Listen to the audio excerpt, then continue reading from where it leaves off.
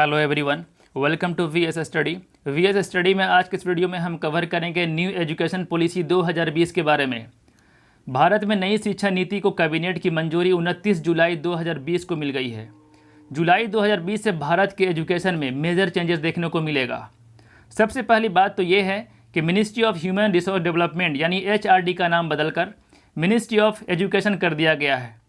HRD मंत्री रमेश पोखरियाल अब से शिक्षा मंत्री हो जाएंगे after changes of ministry of human resource development to ministry of education. भारतीय शिक्षा प्रणाली में कई सालों बाद नई शिक्षा नीति पारित की गई है, जैसे कि GDP खर्च, हायर एजुकेशन का स्ट्रक्चर चेंजेस किया गया है और हिस्ट्री को लेकर भी कई कंट्रोवर्सी है। सो बहुत कुछ जानने को मिलेगा इस वीडियो में। वीडियो को शुरू करने से पहले जो लोग चैनल को सब्सक्राइब नहीं किए हैं वो चैनल को सब्सक्राइब कर लें and press the bell icon.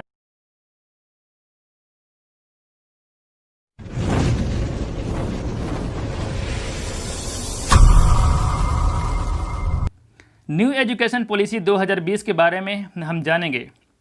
अगर भारत की आज़ादी के बाद की बात करें तो 2020 का शिक्षा नीति ये इतिहास की तीसरी सबसे बड़ी चेंजेस है एजुकेशन में। 34 साल के बाद भारतीय शिक्षा में बड़ा बदलाव देखने को मिलेगा 2020 से। पहली बार कब देखने को मिला था? पहली बार पूर्व प्रधानमंत्री इंदिरा गांधी के समय 1968 यानी 1968 में, जो कि उस समय कोठारी कमेटी की रिकमेंडेशन पर न्यू एजुकेशन पॉलिसी लाया गया था। दूसरी बार पूर्व प्रधानमंत्री राजीव गांधी के समय 1986 में, और अब तीसरी बार प्रधानमंत्री नरेंद्र मोदी के समय शिक्षा में मेजर चेंजेस किए गए हैं।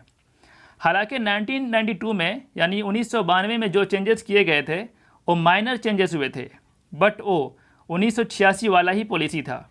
इसलिए अब आज़ादी के बाद से सिर्फ 3 बार ही काउंट करेंगे जो एजुकेशन में मेजर चेंजेस हुए हैं, जैसे 1968, 1986 और अब 2020।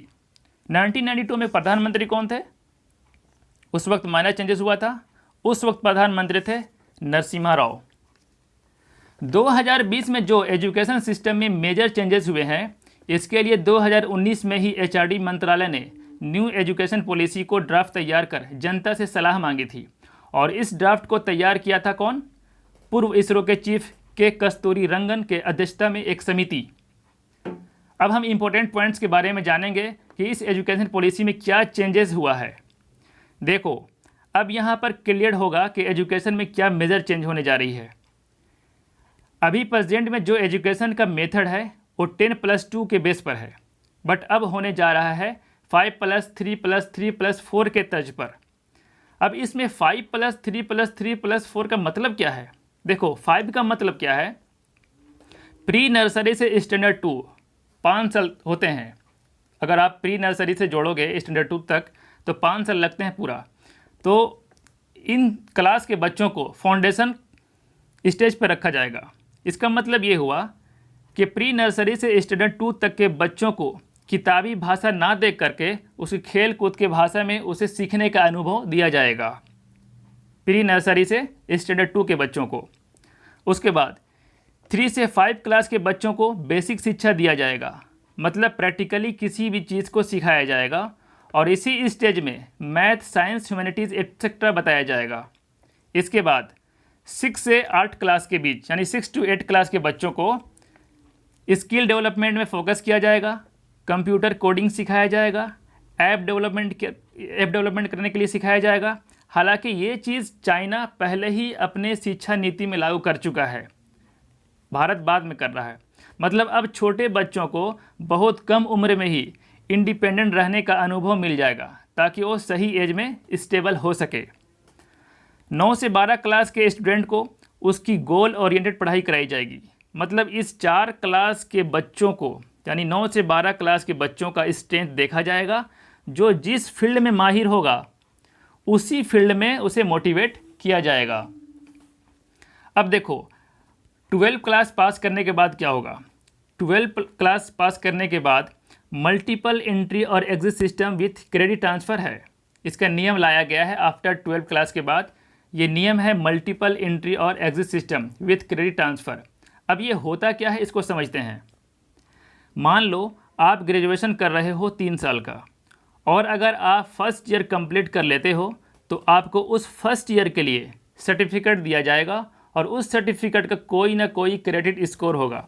उसी तरह आप सेकेंड ईयर कंप्लीट करोगे तो आपको डिप्लोमा लेवल का सर्टिफिकेट मिलेगा और उसका भी कुछ ना कुछ क्रेडिट स्कोर होगा। कहने का मतलब ये है कि आप जैसे जैसे ईयर कंप्लीट करोगे कोर्स का, हर एक ईयर का एक सर्टिफिकेट मिलेगा और उस सर्टिफिकेट का क्रेडिट स्कोर होगा और ये क्रेडिट स्कोर एक एजुकेशन यानी एकेडमिक बैंक में सेव होगा। अब इससे फ़ायदा क्या होगा? देखो, अगर आप कहीं इंटरव्यू या जॉब के लिए जाते हो तो आपको ये सारा क्रेडिट स्कोर का रिकॉर्ड एक सिस्टम में दिख जाएगा कि आप क्या क्या डिग्री हासिल किए हैं अब तक और क्या अचीव किए हैं। इसके अलावा इसमें एक और इंटरेस्टिंग फैक्ट है। मान लो आप बीटेक या कोई दूसरा कोर्स कर रहे हो, उस कोर्स को बीच में छोड़कर कोई दूसरा कोर्स करना चाहते हो तो आप कर सकते हो और दूसरे कोर्स को कंप्लीट करने के बाद फिर से उस कोर्स को रिज्यूमे कर सकते हो जहां से छोड़े हो। तो ये बिग चेंजेस हुआ है न्यू एजुकेशन पॉलिसी में। अब भारत सरकार जीडीपी में कितना खर्च करते आ रही थी और अब कितना खर्च करने का प्लान है उसके बारे में जानेंगे। देखो, भारत सरकार 2017-18 के फाइनेंशियल ईयर में जीडीपी का 2.7% खर्च एजुकेशन में किया। अगर हम बात करें कि सरकार के टोटल एक्सपेंडिचर की स्टेट और सेंट्रल में, तो 10% खर्च किया है एजुकेशन में। और 1964 में कोठारी कमीशन ने यह कह दिया था कि अगर इंडिया को डेवलप करना है तो जीडीपी का 6% खर्च करना होगा एजुकेशन में। बट इंडिया आज़ादी के बाद से अब तक कभी भी जीडीपी का 6% खर्च नहीं किया है। इंडिया एजुकेशन में अब तक जीडीपी का अप्रॉक्स 3% 4% इसी आसपास खर्च करते आई है। अगर हम दूसरे देशों की बात करें कि कौन सा देश अपने एजुकेशन सिस्टम में कितना खर्च करते आ रही है अपने जीडीपी का, तो देखो, जिम्बाब्वे, स्वीडन और भूटान जीडीपी का ये 7.5% खर्च करती है अपने एजुकेशन सिस्टम में। किर्गिस्तान, साउथ अफ्रीका और ब्राज़ील ये अपने जीडीपी का 6% खर्च करती है एजुकेशन में।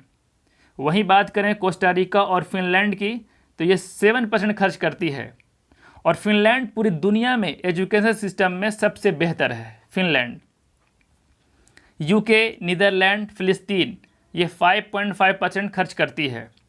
और केनिया, मलेशिया, मंगोलिया, कोरिया और यूएसए ये जो देश हैं ये अपने जीडीपी का 5% खर्च करती है एजुकेशन सिस्टम पर। इंडिया ने ये सब डेटा को देखते हुए कहा कि हम जिस सेक्टर्स में खर्च करना था, यानी हमें जिस सेक्टर में खर्च करना था तो हमने उसे इग्नोर किया। बाकी कई देशों ने एजुकेशन में अपने जीडीपी का कई परसेंट यानी ज़्यादा से ज़्यादा परसेंट खर्च किया है। तो ये सब देशों को देखते हुए इंडिया ने अपने एजुकेशन सिस्टम में बदलाव करते हुए जीडीपी का 6% खर्च करने का निर्णय लिया है, जिससे एजुकेशन सिस्टम बेहतर हो। तो आई होप कि ये वीडियो काफ़ी पसंद आई होगी आप लोगों को। अगर पसंद आई है तो लाइक करें, कमेंट करें और स्टडी ग्रुप में शेयर करना ना भूलें। इसके अलावा भी अगर करंट अफेयर्स और स्टैटिक वीडियो वॉच करना है तो डिस्क्रिप्शन में लिंक दिया है, वहाँ से आप वॉच कर सकते हैं। Thank you so much.